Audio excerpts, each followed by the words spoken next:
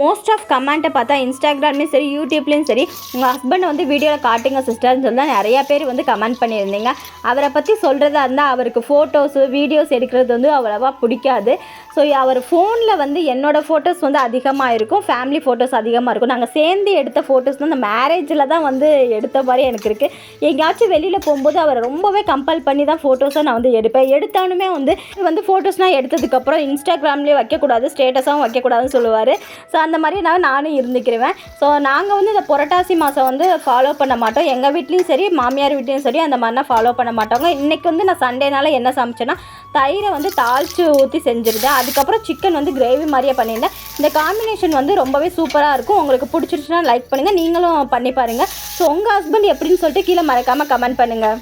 Subscribers வந்து தனலக்ஷ்மி, தியாஷ்னி, முத்துலக்ஷ்மி, அபி, பிரியா எல்லாத்துக்குமே hi sister. இந்த வீடியோ பிடிச்சிச்சுன்னா லைக் பண்ணுங்கள்.